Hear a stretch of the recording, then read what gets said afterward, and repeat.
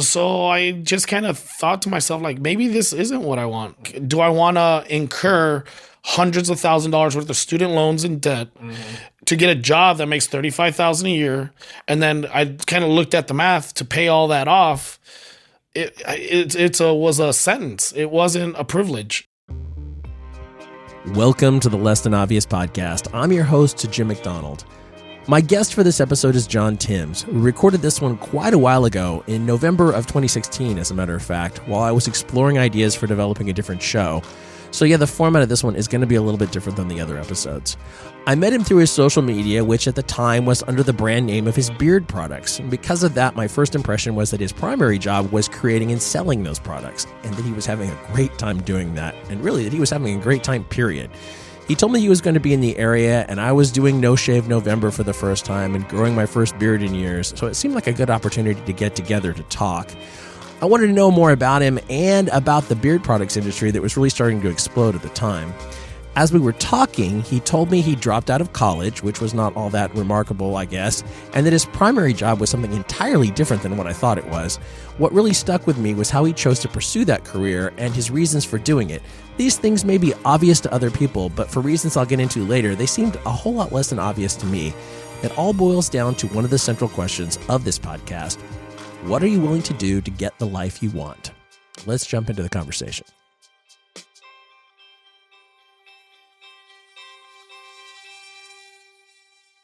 So, like when you were a kid, what did you want to be when you grew up? I never had that. Ever. Never had any particular idea? My only ideology with that was I just never want to worry about paying bills. And I didn't know what that would cost. Like when I grew up, I don't want to say poor, but just El Paso's not a rich town. You know, that median income is $25,000. My parents' house cost them $35,000. They still live in it today. Yeah. I mean, we weren't like super well off. I had everything I ever could need, I guess, but not just, just on the lower end. And I just always, we had trouble with money at times. And I just always grew up like saying, I never want to go through this again. I never want to worry about money and paying bills. And back then I used to think it would be like getting like $500,000 or something. Now, of course, that's winning like the lottery. Yeah. Now it's like, dude, $500,000 will last you like 2 years, like, I mean, it's amazing how that's changed. Like when I was growing up, if you made $100,000 a year, you were awesome, right, set. Yeah. Now I'm like, dude, I'd have to make like $250,000, $300,000 a year at least to have that level of comfort. And it seems like it keeps pushing farther away, even though you're getting closer to it. Yeah. But I think I'm learning it's just a mindset. Like I really live a carefree life already. I just don't know it. Your Facebook and Instagram seem to indicate that. So yeah, I get that a lot, but I think I do that to let people know that I'm not like some out of control money making machine or anything. I just put my money into what I think is important. And you know what's important to me? It's this. I think the zest of life is sitting at a table, whether it's a kitchen table or a table at a park, drinking or eating, having some wine and talking about life. To me, that's the end all. Like if you took all the TVs away, all the internet away, you would still live a full, beautiful life if you could do this all the time with someone. People don't realize yet that that's the beauty of life, is meeting people and talking. And so, like, I'm on my one solid week vacation for a whole year's worth of work, and I chose to just come meet people instead of going to a remote location or a hidden jungle hideaway to get away from the world. I'm doing the opposite. I've in the last like 4 days, I've been in 5 different cities. Holy crap! So. But I love it. If I have too much to drink and I want to stay, I'll try to find someone to stay with or a friend. If not, then I just drive out or drive back to San Francisco, drive to San Diego, and the day goes on. Yeah, I get it. So when you were looking for that kind of financial security, like what steps did you take toward that? What did you do? You know what? I went to college. I was able to graduate early from high school. And I didn't because I thought graduating with my friends would be more important, which was a dumb decision. But I graduated early and it's no better. Right. Trust but me. Because of that, part of the little thing I structured is on my senior year, I was already enrolled and going to college. So I was doing both. I was half the day in high school, half the day in college. And I thought an education was what I needed. And then when I got into college, I was going to New Mexico State University. I was commuting. And I just would listen to teachers and then ask them, how much do you make? And they were like, at the time, I've always been fairly lucky to have some high paying jobs. I was making more than them without an education. So I just kind of thought to myself, like, maybe this isn't what I want. Like, do I want to incur hundreds of $1,000s worth of student loans and debt to get a job that makes $35,000 a year? And then I kind of looked at the math to pay all that off. It was a sentence. It wasn't a privilege. You know. Now that's not always the case, and I know kids of today. If I had kids, I would definitely. They'd have to have a degree by the time they came of age. Probably to get anything, a loan or whatever, they're going to require that you have a degree. But I just kind of thought, you know what, this isn't for me. So go down the road a little bit. I had to figure something out. So my idea was go online. And Forbes magazine puts out an article about the top 20 blue-collar paying jobs in the United States. And I just started at the top and started applying for everyone.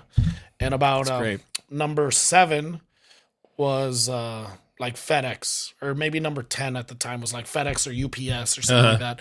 And I got picked up by FedEx loading airplanes. And it was just a part-time gig, but it had full-time benefits. So it allowed me to bartend and work in the restaurant industry and make good money because it's a lot of it's cash, right? But still have healthcare benefits, right? You know, and after doing that, I kind of realized you got to work for a big company that will allow an idiot without a degree to be there. And so I kept it in that fashion. I kept applying for those jobs at the top, which are like elevator repairmen. Just kind of stuff like that you would never think of even applying for. But then you realize they make $130,000 a year, and you're like, wow, I should be applying for that. Right. And so I got picked up by Union Pacific Railroad as a train conductor in 2005. And I never looked back. I've been doing that for 11 years. Wow. Now I'm a locomotive engineer certified, drive trains, no education. Make anywhere, depends on how much you work, and I don't work a lot, but you can make up to 6 figures a year and above. Benefits are some of the best in the nation. The pension is probably the best in the nation, and it's unionized, so it's secure. Say it's union, so it's hard to get fired, and you're expected to probably get fired about 3 times in your career, but since you're union, you come back, you know. It's like a paid vacation almost, you know. This is a thing that struck me. John actually took a look at the highest paying jobs he could get without a degree and just started working through the list. I have friends and family who do not have degrees who make 6-figure salaries. We probably all do. I have 2 degrees and I've never made 6 figures by myself. Looking at those people, I can't think of one of them who didn't, in one way or another, follow a path of least resistance. Either they followed their interests, or someone they knew got them a hookup, or they happened to find some entry-level job that was just interesting enough and paid just enough that they were willing to pursue it. Probably all of them had no idea how much money they would ultimately make, and I don't know any one of them who took a truly systematic approach to it. There are a few different versions of these lists. Business Insider lists top jobs you can get without a bachelor's degree, whereas Forbes says top blue-collar jobs. Any of these might require considerable training on the job or otherwise, and blue-collar doesn't necessarily guarantee you don't need a degree. It's just a good bet you're going to get your hands dirty at some point. I'll put the links to some of these in the show notes so you can take a look for yourselves. A lot of these are great jobs with good to great pay, and I think there's a good chance that we put so much emphasis on kids going to college that we don't talk enough about jobs that don't require it, especially to kids who, for one reason or another, aren't going to go to college. One issue that some of these jobs share is eventually topping out the salary range, and John ran into that.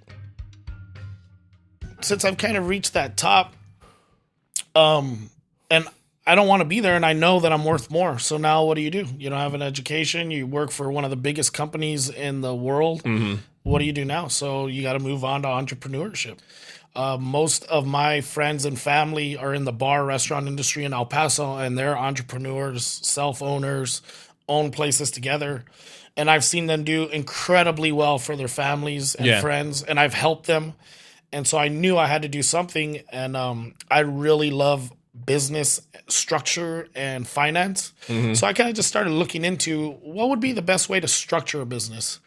And as I kind of started reading up and doing things, it came to a point, well, if you want to learn more, you have to actually start filing paperwork to start figuring out what they're going to send back and how would you structure stuff, you know? And when I got to that point, I had already had a long beard and was creating products for myself because I didn't like what was out. And it just kind of like a natural fit, like everything just started falling into place at the same time. And me and my buddies would go out drinking and eating after every gym workout, and people would come up to me at the dinner table like, "Hey man, what do you put in your beard? It looks fantastic," you know? It's very shiny. Yeah, thanks. And I'm not going to sit there and just tell them the ingredients of what to do, but I was like, "Oh, I'd make a little something," and they'd be, "Oh man, all right, I thought it was a product that you buy or whatever." And my friends were kind of like, "Dude, why don't you sell that to them?" Every time a person comes up to us, that's a potential sale, you know? And so I just kind of said, "All right, well, I'll run some numbers and see if I can is this even profitable?" I don't even know if it's profitable. And so you're figuring out like per unit costs and that kind of stuff. I've owned a business before, and so I'm into that. I like knowing stuff like that, you know? And so I kind of ran numbers and said, you know what? It could be very profitable, but the product would be shit. So to do what I would want to do, could I make any money at it? And the answer was yes, but it'd be very little at the beginning unless you scaled up huge. And I had to ask myself, would you be willing to take a loss on a business for a long time until you kind of hit it big? And the answer was, as long as I put out the best product I could and my name was on it and I knew that, then the answer is yes. So that's what I did. I put the highest end product I could and like basically break even. Knowing that if it ever hit and I was able to scale up, then I would make money. But I know I'm putting out a superior product to anyone else. And I kind of just went with that, and it just steadily just kept growing. And, it's been, I think it'll be 2 years in like April, almost 3. And it grows every month. My metrics are up every month, you know?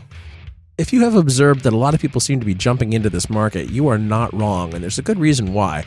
The U.S. market for men's shaving goods is expected to grow by about 10% overall to $3.37 billion by 2020. And according to Simmons Research, 39% of all U.S. men have some kind of facial hair, which is up from 15% about 5 years ago.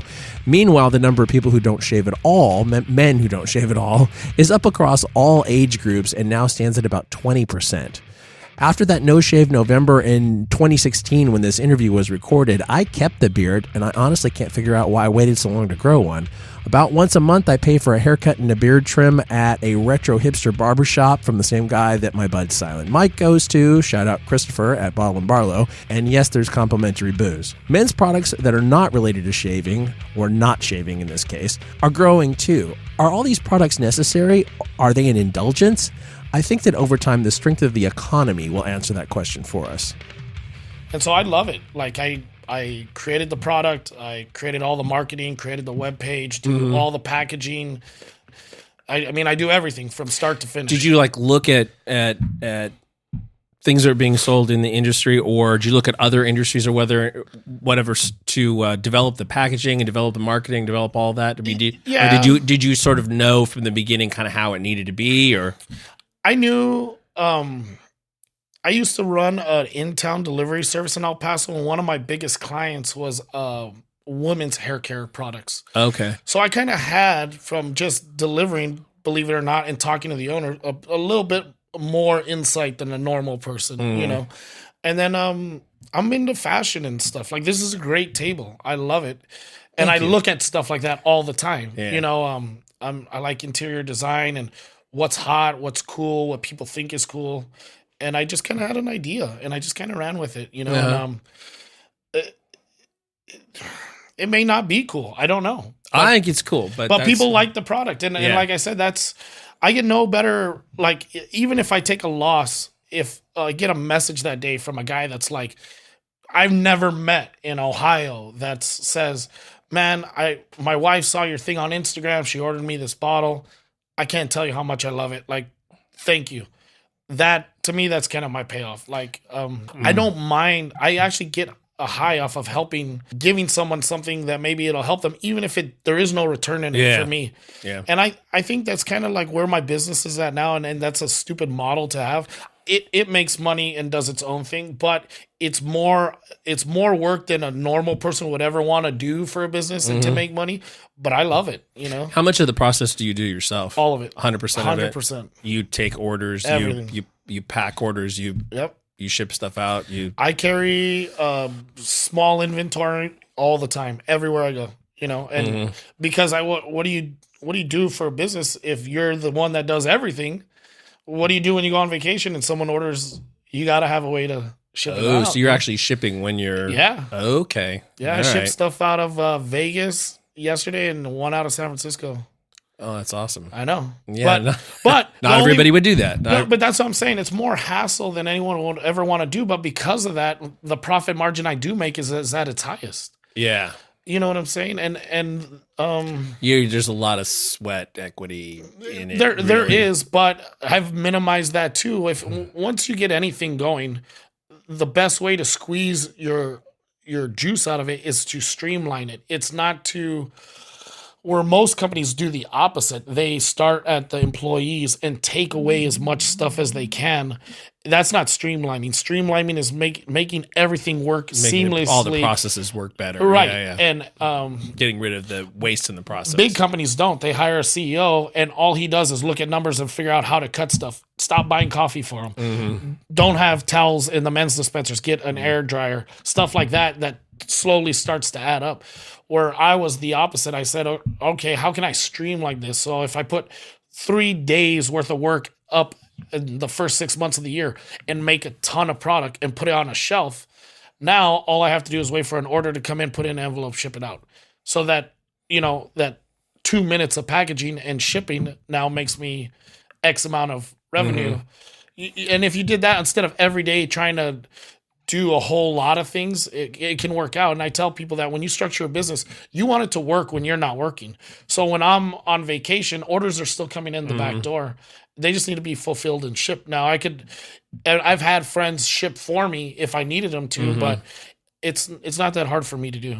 Like I said, 2 minutes of my day makes me a couple hundred in profit. So you already know what each product weighs, so you know how much postage you put on everything, and so you can ship it out wherever you are. Right. How many different items are you selling? I see. That's something that was part of the streamline. Is I wanted to keep it to a minimum because I would look at bigger companies that would have 40 different versions of, and they almost all start at a high cost, and as the months went by in the year, 90% of them would start to go on sale and be at half price. Yeah. To me, that tells me they're not selling them, and they got to get them out pretty much because the shelf life is running out on them. It's typically about a year for a concoction of oils like that. And so now they got to get rid of them, just sell them at cost or even below to get rid of them. That's not a good business model, you know? So there'd be about there's 5 products that are perishable and that you would use on your beard or mustache or hair. And then I carry, just like a line of promotional, which would be like a couple hats, some beanies, t-shirts, and then a toiletry bag that would have different accoutrement for a guy who wants to shave, like maybe some nice shears and a comb and stuff. And then I put some oils in there if you buy it. But that's a small line, around 10 products, but half are non-perishable.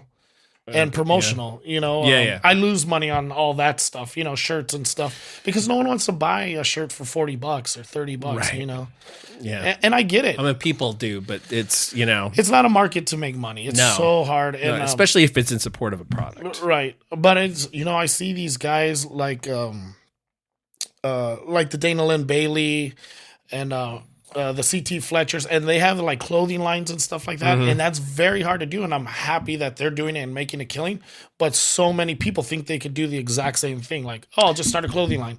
It's like, it's not that easy and it's not that profitable unless they scale up. Those people were lucky that so many people wanted it, they were able to scale up, and now it is profitable. But if you're a Joe Schmo, or even if you're a well-known Insta famous person or whatever, it may never work. Yeah, right. Well, you might not have something that's distinctive enough that people want it, and it might not have any value beyond your Insta fame.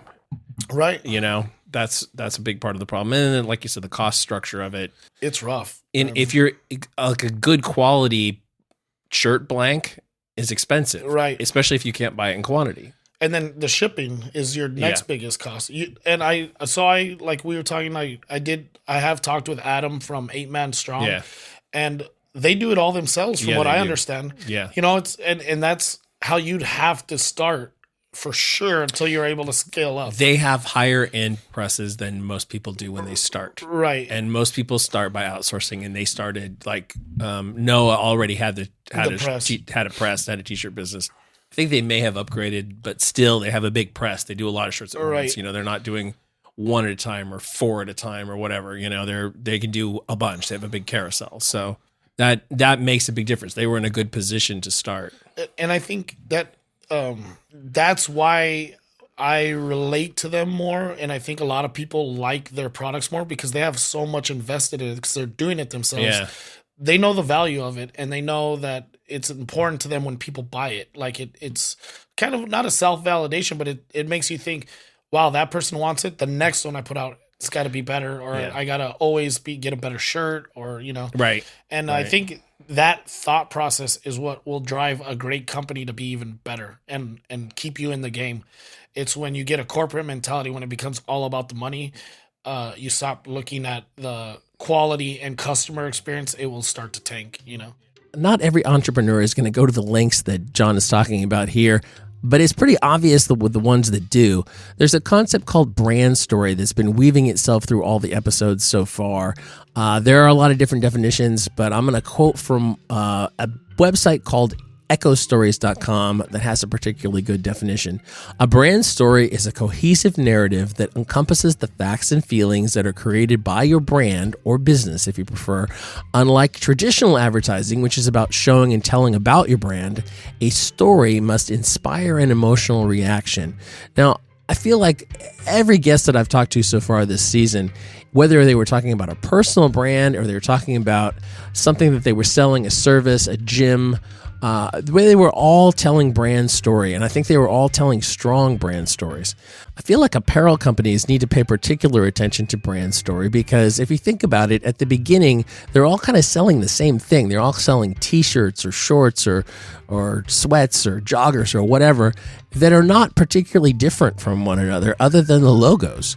And later on in their life cycle, they might get into cut and sew, and they might do something more distinctive or good colorways or any of those kind of things. But what it really comes down to is unless a buyer is identifying with the logo and the brand story of a particular company, they're not going to pay the money, and usually extra money, to wear it. That's really what it comes down to. For the most part, I wear stuff that doesn't have logos on it at all. I'm a particularly bad customer for all of my friends' apparel businesses, but I think that most everybody that I know in the fitness space who is doing apparel is doing a good to great job with brand story, and we've mentioned some of them so far, and one of the owners is coming up actually later in the season. And I know what I'm doing now, it's not, I know this is, I love to be positive, but I'm also a realist, and I don't think I'm going to retire off of this by no means. I think this was the best step I could have taken. So maybe 4 companies from now, I can look back and say I went down the right path to get where I needed to be. And it's a learning process, like the business structure side of it. I loved all that. I learned a lot about trademarking and patenting. I think that's awesome. I like learning that stuff because the people that are millionaires that had it handed to them, when you hear their story, they're like, oh, well, my dad was worth $5 billion and I started this company and it hit and now I'm worth 10. That story sucks. Yeah. But when you meet someone and they were like, man, I really had to struggle and I had to learn this and that, then you get a value from hearing it, Yeah, people are more enthusiastic about bootstrapping stories than they are about somebody who starts off with a silver spoon in their mouth. Sure. It sounds like you didn't have a whole lot of hesitation when you started. No, I knew from family members and other people that have started businesses, you just have to jump in. Just got to jump in and say, hey, I'm going to go all in. And even when it gets its darkest, if you truly believe in the direction you're going, you just got to keep plowing through, you know? Yeah. Well, it's like with music. You got to know the chords before you can solo. Right. I guess. Yeah. But you got to get your calluses on your fingers. You know, you got to go through that time to, you know, till it gets good. And I was there. I mean, I'm not saying I just started this business and had everything. It got pretty sketchy there. I was going to say, what were the biggest obstacles along the way? You know, I think just legal stuff. Like, you know, you got to be, that's stuff that you don't plan for. It's like, oh, I might need to trademark this. I might need to patent that. Well, okay, now you're talking an extra $6,000 in the end or whatever. And especially since there are a lot of people trying to come into the same market. I'm in a bad market. I would never tell anyone to start something like that. Knowing what I know now, I would be like, it's impossible. I think every day, especially on Instagram, you know, they have these sites that pay for viewers for you or whatever. Right. I get contacted 3 times a day by different companies. Yeah. You know, or whatever, or other beard oil companies too, that I could tell it's a computer generated thing because I am a beard oil company. Why are you contacting me? You know what I'm saying? Like, right. Yeah. But I do my research too. And I think the last I checked, like on Etsy, there were like 5,000 beard products. And I'm just like, there's no way. I don't want to say there's no way, but for a new startup, it's so hard to do that. That in a market that flooded, you may be better off going somewhere else, you know? Yeah. With your product, with your beard products, are you targeting much outside of powerlifting? Yeah, it happens to work that way because I have a lot of friends in the industry, but it's not even a marketing strategy. I like to do it for working men, but anyone is welcome, you know. But I work in an industry where we, you know, the railroad industry is one of the notorious rough industries where your hours are not on a set schedule. You work holidays, right? Middle of the night. You live out of hotels. You live out of a backpack for days at a time. And so that's kind of when I made the product, that's kind of what I geared it towards. Hey, you know, a hardworking guy, you don't have time to mess around and be all foo-foo. Like, you just stay working hard and just put this in your beard every now and then, and that'll take care of all what you need. And that's kind of like how we want to market it. But I mean, all types of people use it. It's at one of the best barbershops in San Diego, and he gets all types of different customers. And he's like, dude, you'd be surprised at the people that love it, that come in. And I go, that makes me happy. You know, I want everyone to like it, but you can't necessarily just go. I would think you'd be a fool to try to pigeonhole yourself, even if it is just powerlifting or whatever. Maybe you'd be a fool. Because the market's not by itself not quite big enough. And I'm sure there's a lot of word of mouth and word of Instagram and all. And I could have paid a company to market it for me, but I chose not to. I chose to use my own experiences as its marketing. That's what the Facebook and Instagram is. It's basically my life, and then I promote the product in between. And I think because of that, a lot of power lifters kind of lean towards it. Yeah. I mean, once they see my picture, they're like, oh, this guy lifts. And then, you know, now it's another bond that we have, you know, in that. They relate more. They're like, this isn't Schick. This isn't Gillette. Right. It's not some evil corporation. This is a dude who went to the same concert I went to. Or this is a guy who lives in the same city as me. Right. And I get that a lot. I have a lot of customers that will message me. They'll say, hey, you're in San Diego? Yeah. Oh, well, I work at this bar. Do you mind stopping by? And I'm always like, no, I'll stop by, you know? That's and awesome. I try to take them if I have enough stuff with me, I'll leave them a bottle for free or whatever. And I think that's important. Even if I was a CEO making $1 million a year or whatever, I would still do that. I really dig that, you know? So with a beard guy in my office, I had to ask the obvious question, is there anything you can do if you don't have a great beard? Is there any product that helps with that? I get asked that all the time. Hey, does it help you? Like, can it fix my beard? And they'll send me a picture. I'm like, no. But there are companies who unscrupulously market their products that way. And there's some of the bigger companies, and I can't believe they get away with it. And people buy their products because people don't do their own research or don't know any better. Yeah. But I won't. I tell them, no, there's nothing you could do for that. Like all it does is make the hair that you do have as healthy as it can be. So theoretically, it can be fuller, thicker, healthier. You know, I mean, if you're healthier, you would feel better and look better and everything. Right. You know? But it can't help you grow or any of that stuff. And I mean, it's hard to please everyone. I just please as many as I can, or what I think will please, but I don't know what the end game in that is. You know, maybe that's the wrong marketing strategy. Maybe I should be trying to screw people, you know? I think that's always a big temptation for everybody. I think that fitness is particularly prone to that, but like kind of any product could pretty much be in that zone. Right. Where you if you're willing to tell people what they want to hear, you will sell more. I know, but how do you sleep with yourself? Well, that's the thing. Some people don't have that problem. Some people are not afflicted with a conscience like that. I guess not. It has always bothered me. I've always hated to. I'm good, thanks. I've always hated to overpromise and underdeliver. I'd rather do it the other way around. I say that all the time. And it's not always the easiest thing to do. No, but I often walk through like Walmart looking around and think I'll never be a millionaire because I couldn't sell any of this shit to someone. Like I couldn't be the inventor of some as seen on TV thing that I know has zero value to the public and probably doesn't even work anyways. But their shelves are just loaded with stuff like that. I mean, there must be 100,000 products in Walmart that I would never ever need or buy and probably don't even work. Right. But people buy them, and the person that invented that is probably a millionaire. And I just don't have that mentality. I think the opposite. How could I make this better and sell it for less? Is it possible? Like in a legit make it better. Like you'd be happy that, wow, I got this in my life now, you know? And I just don't, they don't teach that anymore in schools of business or in high school or college. They don't ever teach any of that, you know? And so I don't know. I guess I've been out of school so long, I have no idea what they teach in there.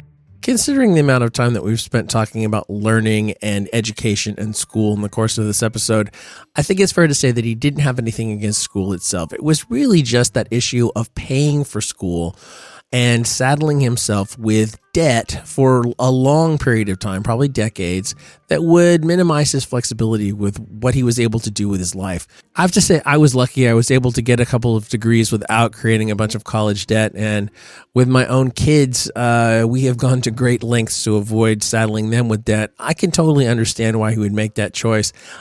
Personally, I think he would have enjoyed spending a whole lot more time in school had he seen his way clear to do that.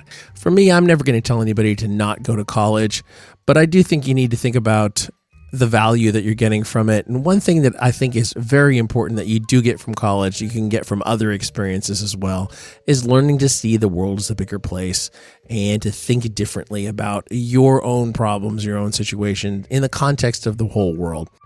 Like I said, I'm pro education. Like even if I want to date a gal, I'm really like hard fast. Like you better have an education, and they're always like, "You don't." I'm like, "There's only gonna be one dummy in this relationship." You know, like we don't need two. You know, but I think I grew up with some really nefarious, rough characters in my life, and the thing that they taught me the most is you can be anyone with any amount of money and any degree, but if you're not street smart, you ain't gonna make it.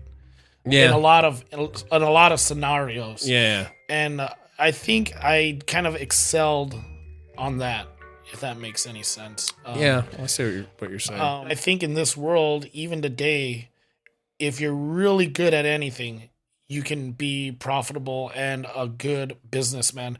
And one of my best friends, and we talk about life and business on a daily, weekly basis, he has his degree in ceramics. And he's a financial advisor for million/billionaires. And that's rare nowadays. Very rare. They probably won't even touch you in a firm now unless you Probably not, yeah. But he is one of the most charismatic guys I've ever met. And he says, I know my shit now. I know what I'm selling them, but that's not how I sell them. I sell them because I talk to them, find out what makes them tick, what they like, relate to them, and then when you hit it off, you when you create a bond with someone, what you know is irrelevant. It's what you can do for them, either emotionally, physically, monetarily. And if they think that you're of value to them, then they'll invest in you. Right. Not with money, but like time, everything. Right. Which may be money to some people, you know. And we really talk like there is value in that, but we don't teach that, and no one teaches that. I don't know that you can. Right. I don't really know. I mean, there are certain things that you can teach technique about interacting with people. Right. The problem is that a lot of the time it doesn't have that relatability. It doesn't have it is not true, I guess is what I'm trying to say. It doesn't have that, oh yeah, I get it. And you know, I mean, some people can do that without actually being honest. Some people can manage that without really having that core. It's rough because with computers and the internet, which is leading to all these great things like we were talking YouTube and the way to market yourself now. And if you do have something good and you can get it out there, you can literally do it all yourself, which is great because never do that before. Right. But the downside is I think we're raising generations of kids that are less that can't deal with people. They don't know how. They can't cope. They need some, even to the degree, may need medication because we're creating a lot of social isolation, social anxiety because people are disconnected. Right. Yeah. Because they just don't know how to. But I think there's many theories on all that. But it always stems from the top. Like before a one income maker, whether it was the husband or the wife, could support a family. Now there's almost no way. You'd have to have dual incomes. Well, that's because the heads of businesses are making it that way. Their interest rates are high. The houses are too expensive. All that trickles down, and the only ones that are really suffering in the end are the children. You know, it'd be hard to raise a kid today because I'd want to do the opposite. I'd want to move into the mountains and be like, I'm gonna teach you how to play with guns and fireworks and you know, like drive a car at like 12. And in today's society, you just can't even do that stuff now. You know, but that's what my dad did. And I hated my dad till I was in my 20s. I couldn't stand him. I hated him. But if I wasn't at school, I was right next to him doing something all the time. Hold this flashlight and hold my beer. Okay. You know, and then we get out of the city limits. He was like, get on my lap, drive this truck. And even if I was like, no, and crying, he'd be like, you're going to fucking drive the truck. You're going to steer a trailer. You're going to back it up. And now as you grow older, which I think maybe just with men, it might happen with women too, but we inherently may have some kind of disconnect with our fathers or parents. And then as you get older and you now see how you have to interact with younger people or your kids, you relate and you're like, I know what he was doing now. He wasn't doing it to be mean or anything. He was doing it to teach me something, you know? But I think that gets lost in today's generation. People just don't do stuff like that with their kids anymore. Yeah, you know? I didn't have as much of that as what you're talking about, but I had quite a bit of. My dad was a mechanic. I used to go Saturdays. He works an extra job on Saturdays some of the time, and I would go with him and hand him tools and find out how he was rebuilding these huge tractor engines. It's stuff that kids today don't get unless their parents are actively pursuing it. Right. So really, the one important takeaway I think is that you looked at what career could I pursue that will let me do everything else I want to do in my life and still have all the bases covered. So going down that list of things was probably super key for that time in your life. Sure, it's still that time in my life. You know, I think it just goes to the old saying: "Do what you love." Yeah. I like helping people, and it was something, I'm not going to say I'm super passionate about beards, but I like talking to guys. Like, guys will stop me on the middle of the street to talk about it. I never want them like, dude, don't talk to me. Or whatever. I'll sit there with a total stranger, and we'll sit in the middle of the street and talk for like 20 minutes about it. And so I think people, it is true. Do what you love. Figure it out, and if working out or whatever it is your passion, invest enough to be really good at it. Don't cheap yourself out. Don't just do it. Pour all in. If you can go through 4 years of school to get a better knowledge of it, I think you should do that if you can. I just don't know if there's a school for beard oils, you know. But probably isn't. You know, but I love it. So I mean, if I didn't love it so much, trust me, it's not worth it. Yeah. And I think that's the important thing. But I think that's what will make a business grow, even if it evolves to something totally different. Just keep loving what you're doing, because then it doesn't feel like work. Yeah, that's right. Absolutely. It allowed me to meet people like you and other people in the industry that I really, just through social media. I would never had social media prior to the business. Oh, okay. I knew it was going to be critical. It was critical, especially if you're going to market yourself, Yeah. But I don't even think it initially even had your name, right? No, it had the companies, but Facebook's policy switched, and now you got to put your name in. And it's weird because people that were early subscribers, that's what they call me, is Beard Whiskey. Yeah. And not by your name. Yeah, even like I go to the gym, they're like, "What's up, Beard Whiskey?" I just figured that's what it should be named. No, it's a great name. That was compelling. That's why I accept it. Yeah, well, thanks. It all worked out, and that's what's crazy about life, is if you just keep plowing forward, it all works out. Absolutely. All right, well, thanks a lot. Oh, thanks for having me. Let's go get some food. Let's go get some food. Major update to this story. John has changed the name of his company in the time since we recorded this interview for what he said was a variety of reasons. It is now called Self-Wrought, SELFWROUGHT. You can find him at selfwrought.com. He's also added safety razors and shaving cream to his product line. He still has an impressive beard himself, but if you're all about shaving somewhere, including your face, he's got you covered. The razor has a cool magnetic closure system. I have not seen one like this before. I haven't seen it in person either. I've only seen pictures. But as I said, you can check it out at selfwrought.com. On the next episode of the Less Than Obvious podcast, I'm on location in Columbus, Ohio, with my good friend and former co-host, Silent Mike Farr, and his new co-host, Omar Esoff from the Mama's Boys podcast. Between the two of them, they have about 1 million subscribers on YouTube. I ask about the decisions that led them to that point. But I stumbled blindly into all this. I learned along the way. That was conscious. Mm-hmm. But even now, I think now, maybe because I'm old, like, oh, what am I going to do for 10 years? Or how am I going to make money? Or how am I going to live? And what's semi-fulfilling to me? What makes me happy daily, I guess. But like fulfilling this, chicken soup for the soul, I don't know. So back to you, Omar. What you did after you left school, were you stumbling like what Mike said? Or did you have some kind of a plan that developed over a period of time? Like, flip the question around, like, is what you're doing now what you planned? It's part of the plan.